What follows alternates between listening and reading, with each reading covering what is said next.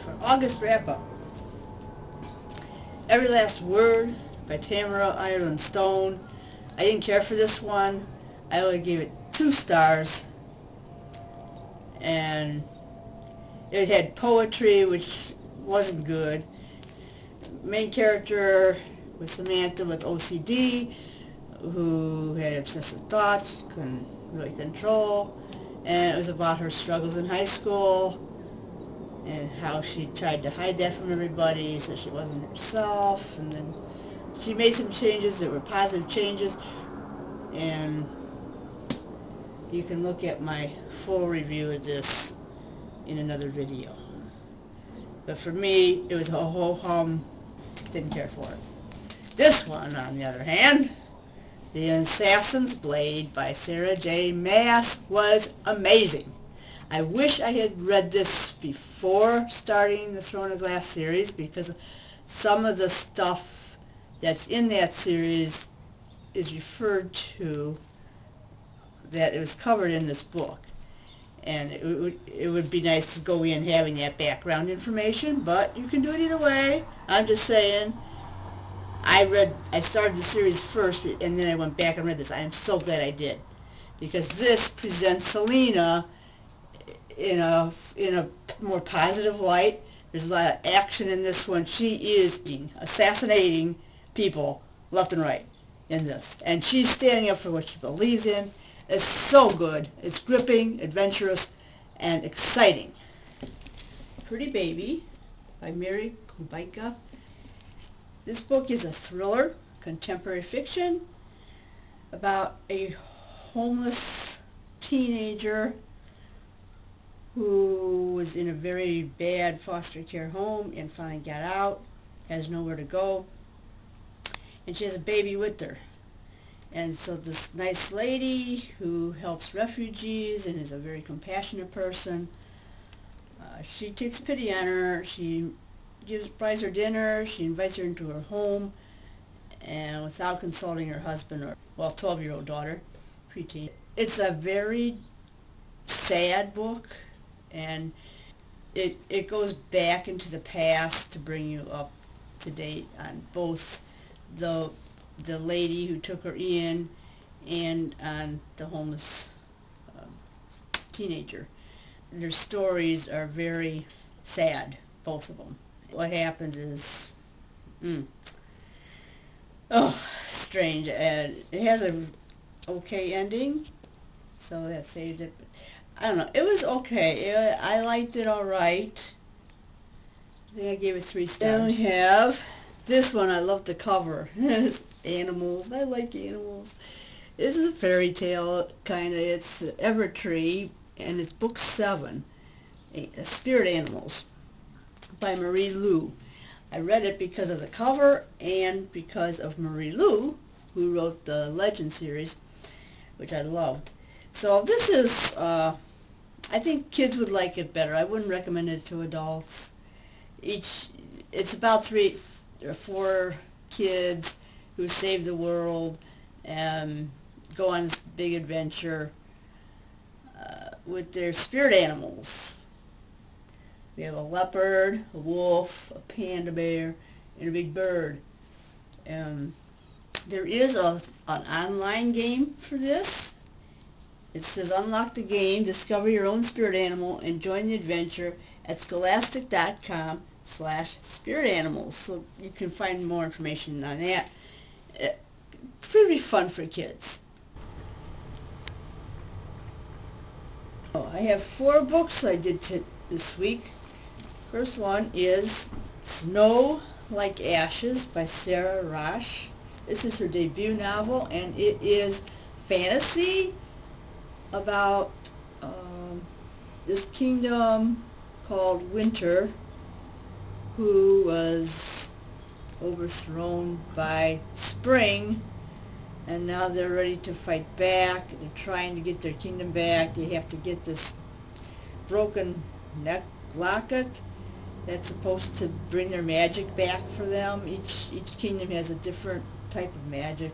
The main character is Mara, who is a teenage girl that's an orphan, and she wants to be a soldier. She wants to help her country. There's about 8 left that got away when the kingdom was burned down, and her and Sir is like her, I don't know, her not adopted father, but kind of like the guy who watches out for her.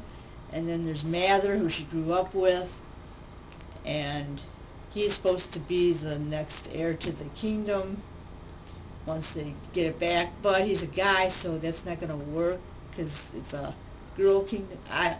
Some of these things didn't really make sense to me, but anyhow, it is a good book. I enjoyed it. It's just a little fantasy, you know. But if you like fantasy, I'd highly recommend it. It was good. It moved along. I especially liked the... So when she was captured in the prison camp, it was awesome how she figured a way to strike back at the guards and give the other prisoners hope. It was quite good, and very good. If you like fantasy, I highly recommend it. I have 2 that are kind of similar in a way. A Separate Peace by John Knowles, and The Chocolate War by Robert Cormier. Now, A Separate Peace by John Knowles I read a long time ago in high school, and I liked it, so I reread it. It's about a boarding school for boys during World War II, and how they kind of... It's a coming-of-age story, and there's a lot of dynamics between the different boys. And there's the 2 roommates, Jean and Phineas, are really opposites, but they're kind of friends too, in spite of it. Jean is an introvert and an intellectual, and Phineas is just a really likable kid, and charming, and witty, and athletic, and so Jean is very jealous of Phineas, and they're during the summer, there's a tragedy that happens between them that kind of changes their relationship. It's how the war affected them, how they try to stay away from the war, yet it still creeps in. So it's a good book. It doesn't have, I don't know, it's good, but it doesn't have a whole lot of action in it. It's just a lot of interpersonal stuff.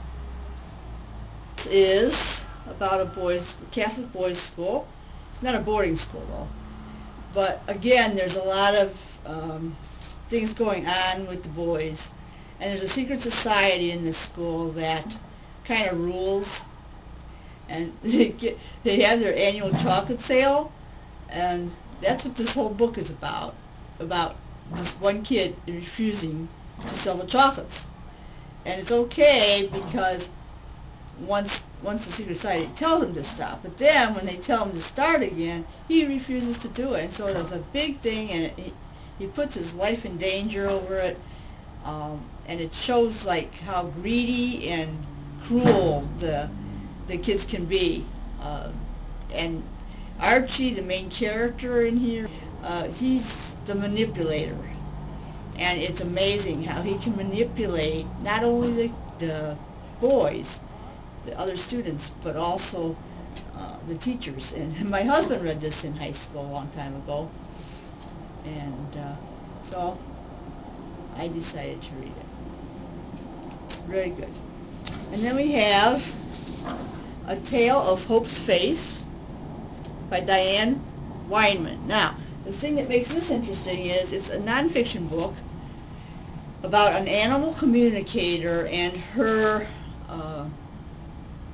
interaction with the dog named Hope. I think it's so cool to be able to communicate with the animals and actually hear back from the animal. I always communicate with my cats, don't I, Spunky Doodle? I do, but I don't really hear what they have to say. right now she's probably saying, leave me alone, Mom, I'm comfortable sleeping here. I can kind of picture what they're probably thinking. But she claims to actually hear what the animal says.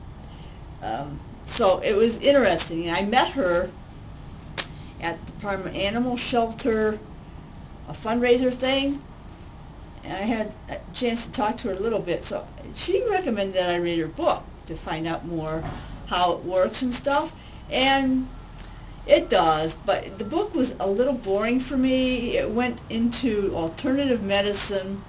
The dog has cancer, and she's using all these other new age, it sounded like new age guru hocus pocus stuff to me, but anyhow, maybe there's something to it, I don't know. I'm not saying there is or isn't, but in the back she does have resources listed if you're interested. If you're, in a desperate situation with your pet, you really want to help them, you might be interested in this. But for myself, when my pets were in danger, I had a cat that was very critically ill with kidney disease, and I had a dog, I still have my dog, who was attacked by 2 other dogs and had 15 bites all over her body. She had a hole in her abdomen like the size of 1 inch wide diameter. And I prayed to Jesus, to God, and God is the one that healed my pets. They were healed. They were cured. Yes, the vet helped. The vet did what they could, but I was praying to God, and God's the one that does the healing. Okay, the vets can do their stuff, and I'm glad they did, but they didn't have much hope for either one of my pets. They really didn't. They were in God's hands, and when I prayed in faith believing that God would heal my pets, He did. She does mention that she prays to Jesus before she does her healing things, but she also prays to St. Francis and her spirit guides, which to me that's like hocus pocus magic stuff. You just try to get, I don't know, you're not really showing your faith in Jesus when you're including all these other things too. So I had a little problem with that from a spiritual standpoint for myself, but they do have, like, they go into the Bach flower essences. In the back they have the healing with colors, resources, and explanation, further detail. Then they talk about where you can get light pads and healing touch for animals website. So it's a resource book, and it is an interesting story. I don't know if I believe it. It's hard for me to believe. It really is. But pretty amazing story. This is Abby, my dog. And today I wear my coonskin cap because this one is the one I read this week, Where the Red Fern Grows, by Rawls. And it is a children's classic about a boy named Billy and his 2 hunting dogs who live in the Ozarks, and they go on hunting adventures after raccoons. He has a very good relationship with his grandfather. It's a heartwarming story, and yet it's very sad. So it's a tearjerker. Gotta warn you about that. And I am doing a full review on this as well, which includes some spoilers, so I will put the link below. But read the book first and then go look at the video for this book. Because I have a lot to say about this. I want to say it, and I want to hear what you guys think of it. Okay, Vicious by V.E. Schwab. I heard good things about it. My husband read it, and he loved it. So I read it, and I pretty much hated it. I did not get into this at all. I read halfway and finally quit because my husband said I could. the writing jumps from all over the place. It goes not just from present to past. It goes like present to 10 years ago, present to last week, present to 10 days ago, present to last night, present to 3 days ago. It's like all over, all through the book. It's like so complicated. Why couldn't they just put it in order? It drives me crazy. The other thing I didn't like about it was it says it's fantasy, but really I wouldn't even call it fantasy. I'd call it maybe science fiction, but it's just about how you can die and then you come back to life with a near-death experience, and then you come back and you have superpowers. It makes no sense at all. It's just ridiculous. I didn't care for it, as you can tell from my synopsis here. And it's a lot of killing, unnecessary killing people. It's just, I didn't care for it at all. I do not recommend this one. I gave it 1 star only because you have to give it something stars. I would really give it none. Then I went and read on my Kindle, a good one. It was a light, fun read. It was called In Between, which is a city in Texas, in the book anyway, by Jenny B. Jones. It's Christian fiction for teens, actually, but I enjoyed it a lot. It's about a girl in foster care. She was in a group home because her mother is in prison for drug dealing. So she has kind of a low self-esteem, and she feels worthless, and she feels like everyone's judging her based on her mother and her past. And she is a teen in high school. And she gets into a good foster home. It's actually it's the Scotts, and the guy is a preacher, and his wife is active in the church too. And so she has a lot of choices, and it's a totally strange new environment for her than what she's used to. And she just feels like so worthless that nobody would want her, and she knows that this isn't going to last. And the woman is so nice to her, and they give her so many things. They take her shopping, buy her whole new wardrobe, and give her a nice room that she's never had before. And she just thinks it's too good to be true, and so she puts on this tough exterior when really she's just so hurting inside and needs the love. And so they see through this. They stick with her. They support her, even though she makes some bad choices at the beginning, but she develops along the way and finds some different friends which are very good for her. And it has theater in it. There's a lot of good things about this book, and it was a real good read. I loved it, and I always looked forward to reading it more. I didn't have any boring parts in it, and it's funny. The girl, Katie, is really funny, and she shares her thought with the reader, and it's really good. I would recommend it, and it is a series. This is the first book in the series of Katie Parker production series, it's called. So I look forward to reading the next one on the loose. I almost forgot, there's one more that I read on my Kindle. Love Saves the Day by Gwen Cooper. It's about a cat named Prudence who helps this lady named Laura, who is part of a Jewish family, remember some good things about her mother and realize that money isn't everything, and the cat helps her realize love is more important. I guess that's mainly the gist of it. It deals with some death issues because the cat's original owner dies, and it is written sort of from the cat's perspective, and so there's some funny parts, but mostly it dragged along for me. I liked Homer's Odyssey better by this author. That's my August wrap-up. What did you read this month?